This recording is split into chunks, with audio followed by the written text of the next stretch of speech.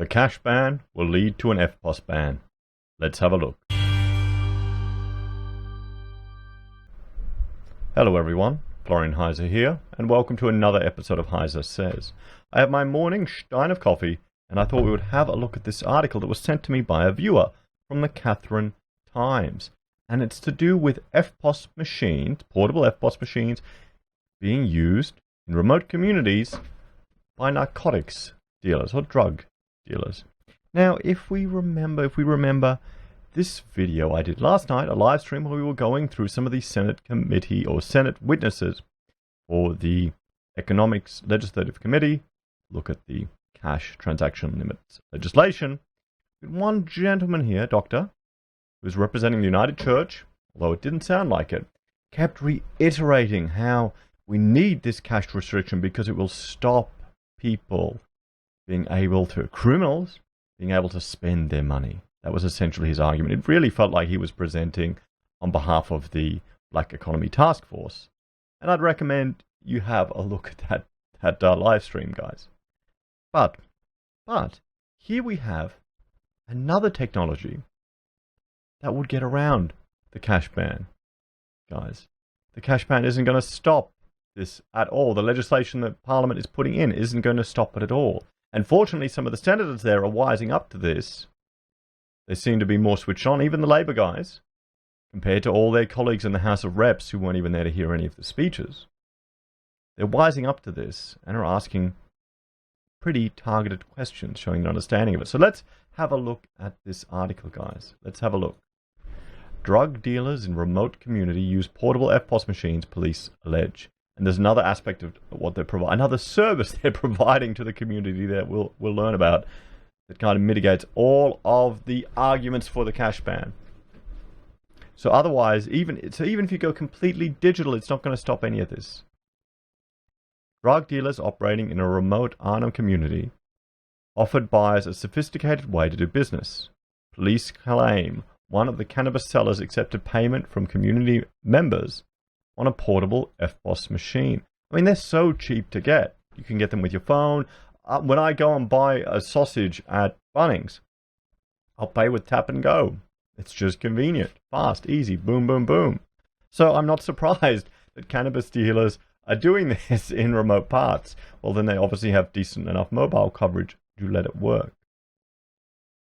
So, and as the drugs were sold, the alleged dealers offered a cash out facility, returning the tainted cash made from other drug sales. So they were offering cash out. You could take your cash out there and he'd just pay you, or she would just pay you in the cash that they'd gotten from other people.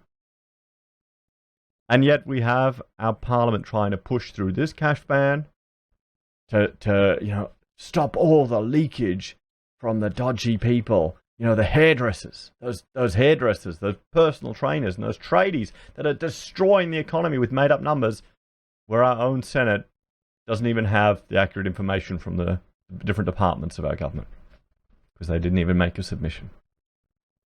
So, looks like we have to ban Eftpos, guys. Sorry, no more tap and go. Can't have that. It's being used here for money laundering. Drug and organized crime squad detectives have arrested and charged a 30-year-old male with offences relating to the supply of drugs to an indigenous community. The male allegedly transported cannabis to the gun Balanya on a number of occasions between August 2018 and January 2019 and recruited a 26-year-old man to sell cannabis on his behalf in the community. The 26-year-old accepted payments from community members on a portable Eftpos machine provided by the 30-year-old, police claimed. As the 26-year-old sold the cannabis, he offered members of the community a cash-out facility, which provided community members with tainted cash from the sale of cannabis. Tainted cash. Ooh, tainted cash. How much cash is tainted, guys?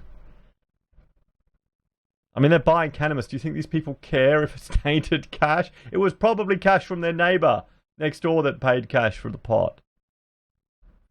Police alleged $29,995 was transferred via Eftpos, and a further 21,960 in cash was deposited into an account held by the 30-year-old man. So here we have it. Here we have on-the-ground evidence that Eftpos is having more use in the drug selling trade in remote indigenous communities in Northern Territory, at least in this one community. Here we have evidence. This is solid evidence. This is not hearsay. This is evidence. So what are we going to do, guys? Forget the cash ban. We need an Eftpos ban. We can't let anyone in remote communities use Eftpos anymore because they'll now buy drugs with it.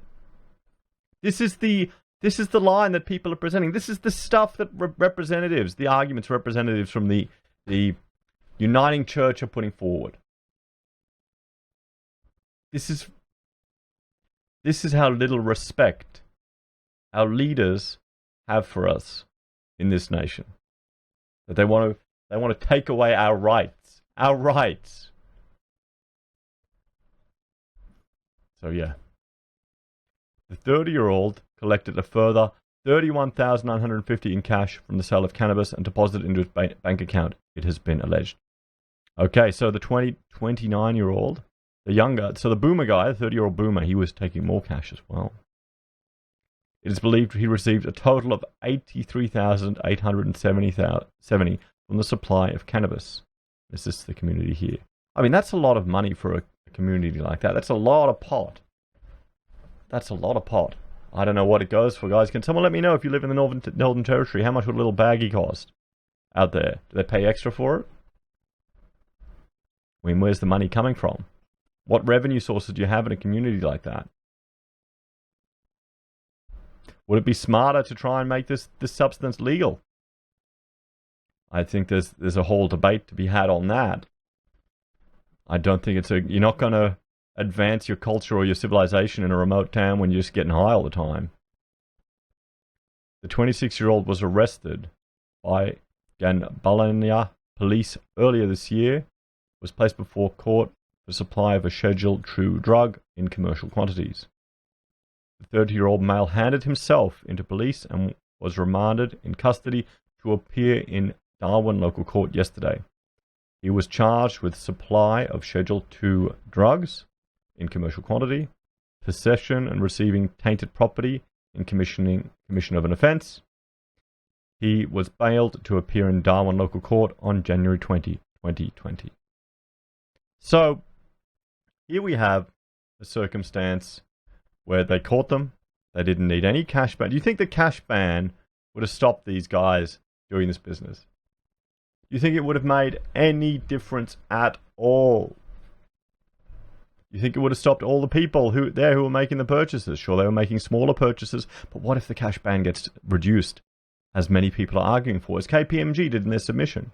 If you want to see some of the submissions, guys, you can go over here to treasury.gov.au consultation, and then just type in cash ban or restrictions on the use of cash, and you will see all the submissions that people made. Not all of them. Some of them were not made public, but you'll see a good selection of them. And it's interesting to see which organizations are for. I strongly suggest you read the KPMG one, because they're arguing, and it's really a pretty dodgy submission. They're suggesting they recommend its reduction to $2,000. How long till it goes even further down to $1,000 or to $100? Because we need to, because these remote communities, guys, are spying pot with tainted money, and then someone else is providing Eftpos services. Or do we need to ban Eftpos in these remote areas? Can you see how this is all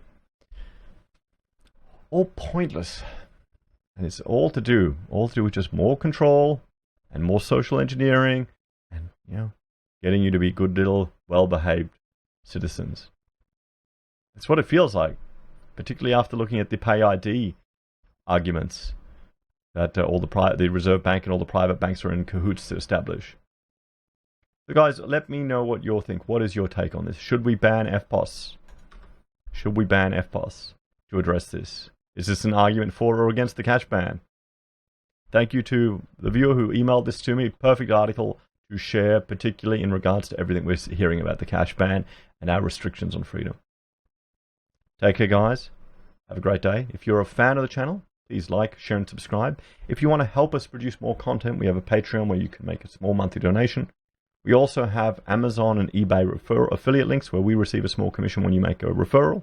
We now have an independent reserve affiliate link. So if you make a transaction there, we receive a small commission. It doesn't cost you a cent. That's for the crypto traders in the audience. And we have merch on the Heise Says blog. Our own pocket squares. Perfect for Christmas or that New Year's Eve party. Take care, guys. Have a great day. And raise a stein to the British election results. Cheers. Although it would have been interesting to watch Corbyn burn that country to the ground. Let's see what happens. Take care, guys. Bye for now.